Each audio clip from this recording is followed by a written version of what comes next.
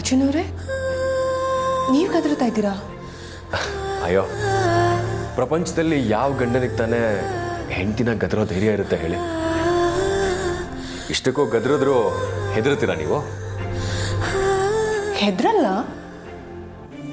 ಹೆದ್ರೋ ಥರ ನಾಟಕ ಮಾಡ್ತೀನಿ ಅಷ್ಟೆ.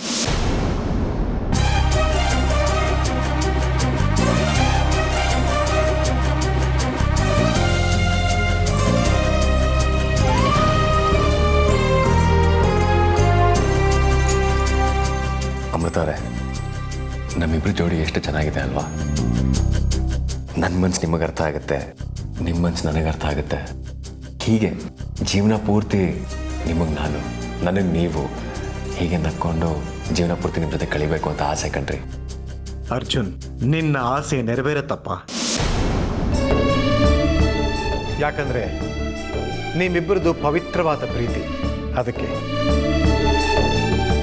ಥ್ಯಾಂಕ್ಸ್ ಗುರುಗಳೇ, ನಿಮ್ಮ ಬಾಯಿಹರಿಕೆಯಿಂದ ಹಾಗೆ ಆಗಲಿ.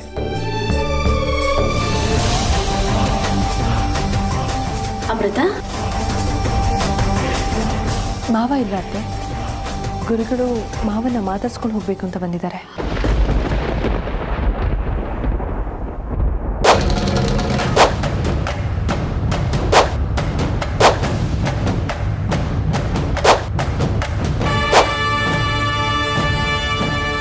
ನಿಂಗೆ ಗೊತ್ತಲ್ಲಮ್ಮ ನಿಮ್ಮ ಮಾವನವ್ರ ಬಗ್ಗೆ.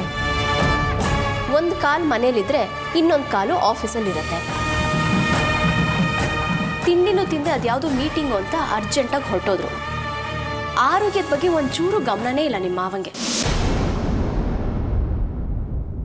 ಗುರುಗಳೇ, ನೀವೇ ಇವ್ರಿಗೊಂಚೂರು ಬುದ್ಧಿ ಹೇಳಿ. ನಾನೇನಾದರೂ ಹೇಳಕ್ಕೆ ಹೋದರೆ ಕಿರಿಕಿರಿ ಮಾಡ್ಕೋತಾರೆ.